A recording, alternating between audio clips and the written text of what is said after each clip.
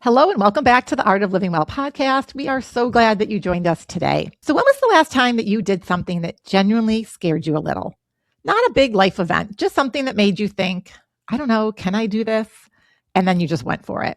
Well, for us, it was last week, and we're so glad that we did. Welcome to the Art of Living Well podcast. We're Marnie and Stephanie, and each week we share grounded, practical tools to help you feel strong, steady, and energized in midlife and beyond. So today, Marnie and I are coming on off of a little bit of a high, if you will, from the Rebuild retreat that we did last week. It was the end of April, and it was on Vancouver Island. And it was with two coaches that we were connected through and met as part of the 29029 Everesting event that we did now almost 2 years ago. And it was with Jen Seger and Emily Wise. And we actually had Emily on our podcast several years ago. And we're going to be interviewing Jen shortly. So her episode will drop sometime later in the year. And yeah, it was just such an amazing experience. And it resonated so much with us. It was definitely sort of a year defining opportunity for both Marnie and I. We wanted to talk about it, and not so much about the retreat itself. And yes, we will touch on it, but really what were the lessons? What were the takeaways? And why do we believe that doing something like this, and it doesn't have to necessarily be even getting on an airplane, is so important, especially for women in midlife? Well, and I just want to say, even though this was called a retreat, when I think of a retreat, I think of like hanging out in the spa. And yes, there was, or maybe going to like a yoga retreat, because that's kind of what types of retreats I had done in the past. And as I remember this in my mind, we flew into Vancouver. I took a tiny plane by myself with 10 rows, one of the tiniest planes I've ever been on, to Vancouver Island. And it's like the views from the plane were unbelievable, like the water and the mountains. And I was like so nervous about going on this plane. And I just looked out the window at the views. I think I took like 1,000 pictures. And then you land on this island, and Jen was probably there to pick us up within literally 5 minutes. The luggage was there before we even stepped off the plane, and we were like on our way. But this retreat was really about hiking and endurance and women in midlife and community. And it was an experience. I could get teary thinking about it still because it's so fresh, and it was just amazing. Yeah. I didn't go on about you, but I didn't go in with any like set expectations. And I kind of like to approach these things with just an open mind and just being like open and receptive to community, to meeting different people, to learning and exploring, and not just learning like facts about, say, nutrition and hormones, but really learning about yourself. And I think when you do that and when you have that mindset, then there's no disappointment. There's no judgment. Every moment of every day was enjoyable, from the hard stuff to the just chilling and eating or being in the sauna. Like every moment was filled with joy for me. And I put this on my calendar so long ago. Your big ass calendar, Marnie? Yes, on my little big ass calendar. I did. And it kind of just snuck up on me, and I really didn't think about it a lot. I knew that I adored Jen. I met her. She actually put my red hat on my head on my 29029, and I had a tearful moment, and she kind of cheered me up in that same event. And then I met her again last summer when I was volunteering at Trail. And there's just something about her that I knew that whatever she was putting together was going to be amazing. I trusted that. So I met Emily. I love her vibe as well. So I felt really comfortable that anything the two of them were leading was going to be great. And I, like you, I didn't have a lot of thought or expectation, just a lot of excitement around going and doing something. Right. And it was outside of our comfort zone. It was to a new area. It was going to be like this endurance retreat. I don't know, like endurance and retreat almost are like, right. What's the word? Oxymorons to some degree. But there was plenty of restorative downtime. I mean, I wouldn't say plenty. There was some restorative downtime too. Right. But let's just talk about one of the big things. And we have talked about this for our listeners who are been listening to us for a few years or even a few months. We talk about nature and disconnecting a lot. And that is probably at the top of the list of why this was so special. And Marnie and I love talking about nature. We love hiking. And there is, unless you just do it and just go outside, you don't have to go to a mountain to do this. But there is something transformative about being outside and disconnecting. And I would say all of us, for the most part, were not on our phones. I mean, there were a few times that we were when we were delayed with the ferry and we started shopping for new gear because we had 2 hours of downtime, if you will. But otherwise, we were just together. It was so green and so lush and so beautiful because of the type of climate it is. And we haven't had that back home in Minnesota.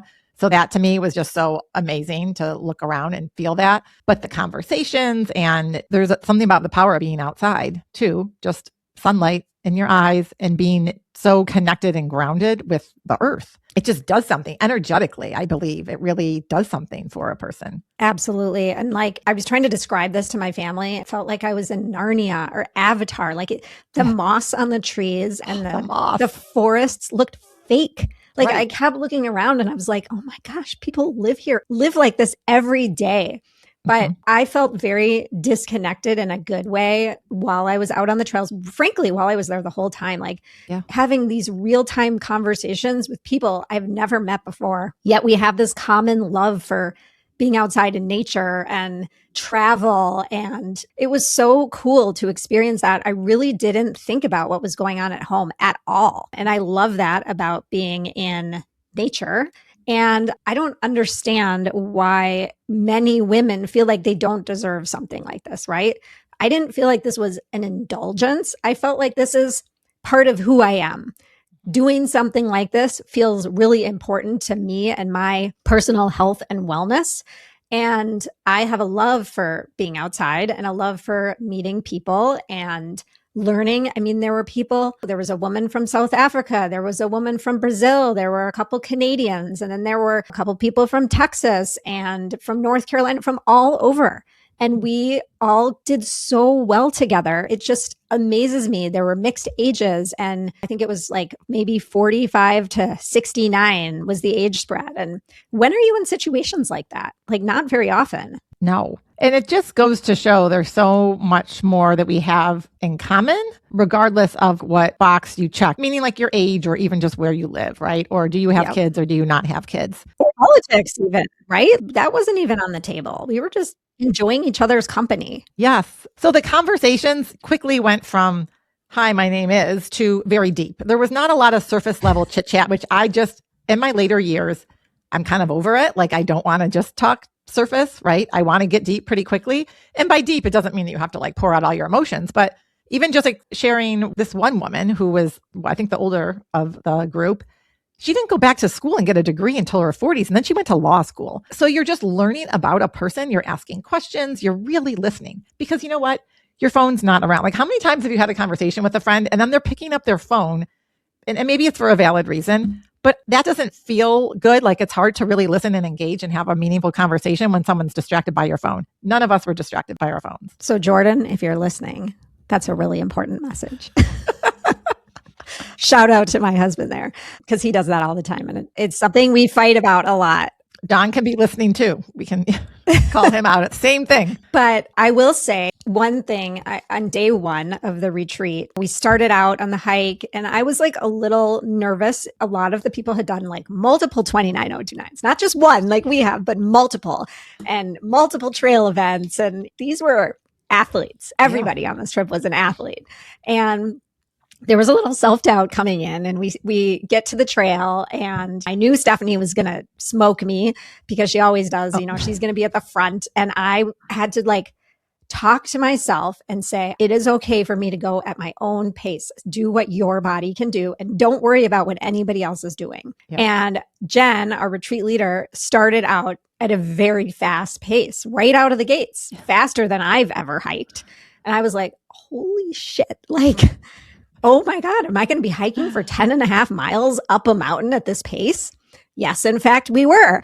And it ended up working out okay. And my body, I would say the first 10 minutes, I was nervous. And then my body got into a rhythm and it worked and it was okay. And as the days went on, I kind of felt better and better actually. And it was really interesting once I got rid of that self-doubt, how I just was able to move forward every day. This episode is brought to you by Good Health Saunas, your key to relaxation, rejuvenation, and better health. If you want to feel better in your body every single day, infrared sauna therapy is a powerful tool. It supports detoxification, immune health, muscle recovery, better sleep, and even healthier looking skin. And honestly, it just feels incredible. I absolutely love my Good Health Sauna and use it regularly. My husband does as well. It's become a part of our weekly routine, especially after our workouts or long days when we just need to rest and unwind. Good Health Saunas offers a commercial-grade infrared saunas with a lifetime warranty and exceptional customer service. Their team walks you through everything from selection to installation, making the process simple and seamless. You can visit their stores at the Mall of America in Minnesota or in Appleton and Waukesha, Wisconsin. Head to goodhealthsaunas.com and mention the Art of Living Well podcast for your exclusive discount. Yes. And I think there were parts of the week where each of us, right? Like you pushed yourself. The point was not to be in your comfort zone the whole time. And Jen we kind of joked, right? Because she does so much just in her life. That's just who she is. And there's a lot of adventure and a lot of learning new skills. And so that was the point of it though, to push you. So she did set the pace, but that didn't mean that everyone was at that pace the whole time, right? But there were times when I think there was some discussion maybe within the description of like hiking and running. I just don't consider myself to be a runner right now at this point in my life. Although it's something I'm kind of toying with getting back into a little bit. And then at some point they're like, oh, so-and-so's going to run, or let's run downhill even the first day. And it felt so good. And it wasn't something that I planned to do. It wasn't something that I envisioned. I was like, well, I'm just going to hike this the whole time. I'm not going to run. And then you were pushed a little bit, right? Because someone else was doing it in a healthy way. It was never a competitive environment at all. It was very collaborative. But there is something to be said when you're with other people and then you do it too. And then you feel like, oh, that felt so good. It just felt good to move your legs in a different way or to get your heart rate up a little bit more. And then you realize I am capable of more. And that's where like the mindset shifts, kind of like you said, right? Like maybe it was a faster pace for you, but you kept up. So there was no reason not to. It wasn't like you were physically unable. It's just not your normal pace. Yeah, I thought the trail running piece of it, I just loved. And I often will run with a girlfriend of mine. And so as she was talking about the running and the trail running, I was like, I really want an experience where I'm running through the forest by myself. And so we did have a small running component on day 2, and you could do it or not do it. It was kind of whatever. You could make it whatever you wanted.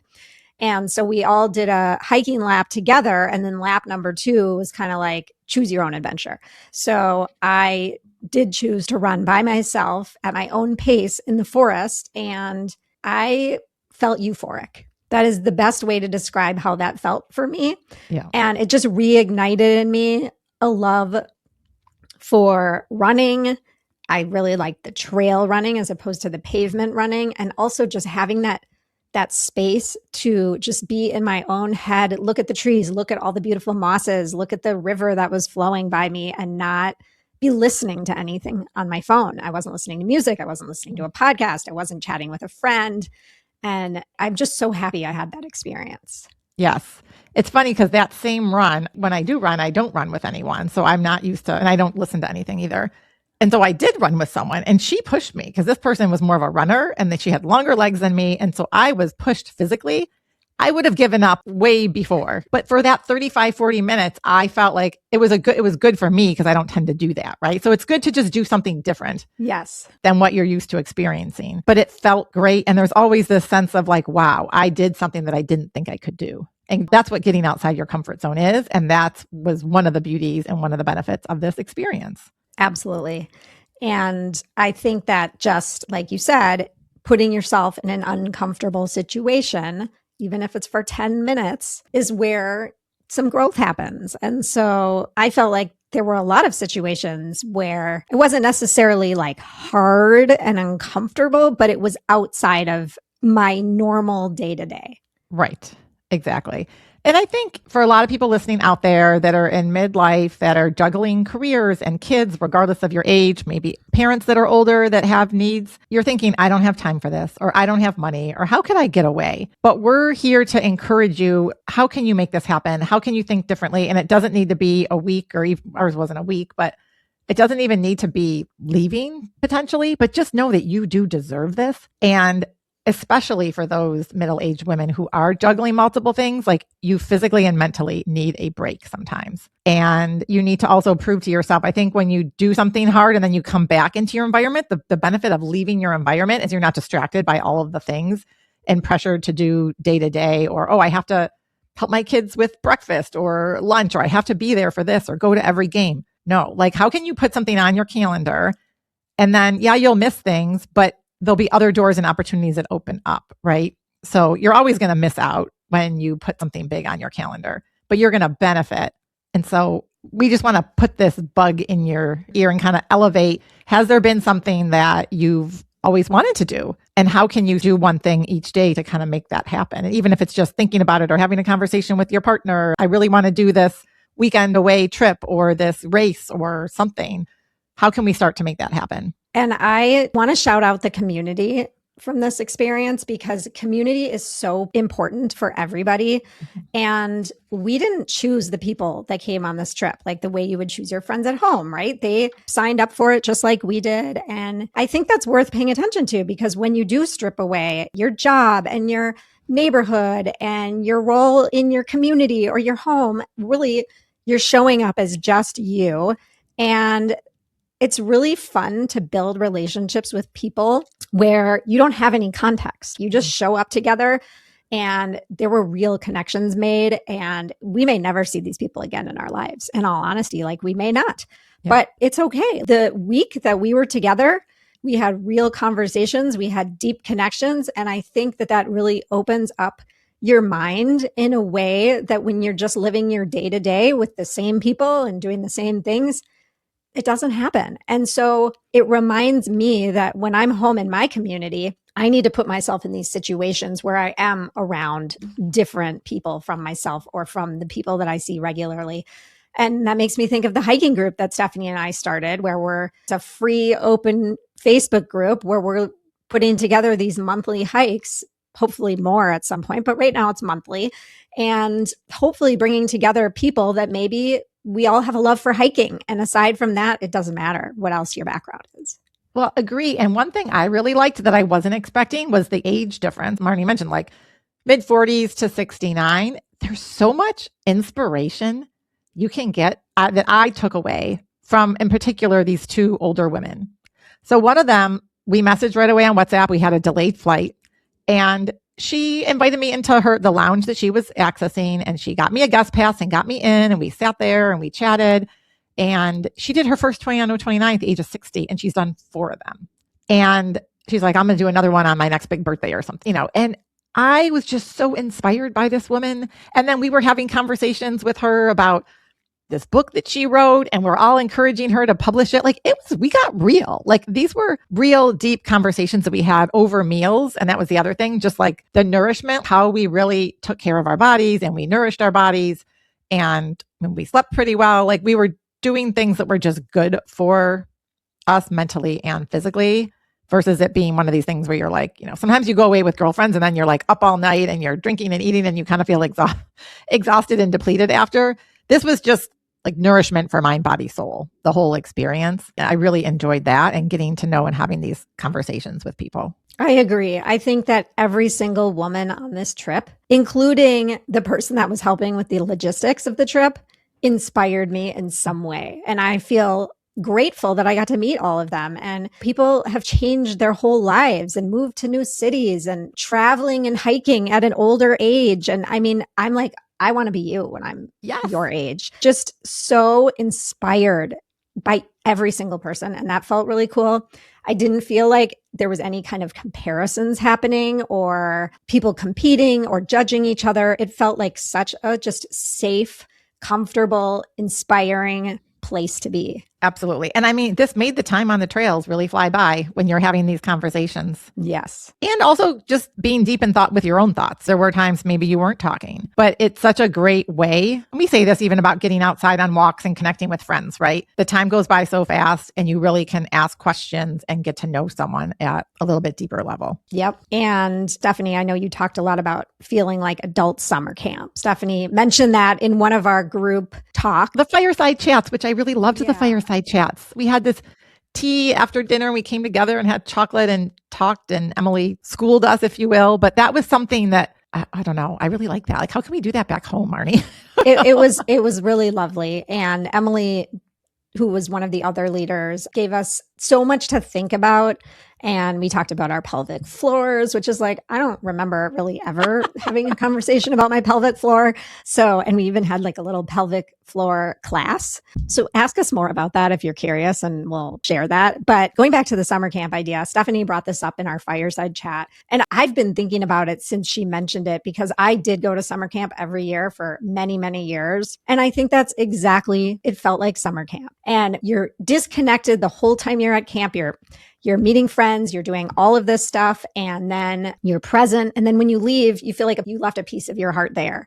And then it's like, how can you take this home with you and keep that feeling with you? Are you tired of bland meals and feeling drained? Well, it's time to shake things up with Redmond salt. From their pure, unrefined real salt to their bold seasoned salts, Redmond brings out the best in every bite. And when it comes to hydration, Relight electrolytes deliver the clean, science-backed replenishment your body craves, without the junk found in other sports drinks. I've been drinking their delicious electrolytes daily for over 3 years and really notice a difference when I don't have them.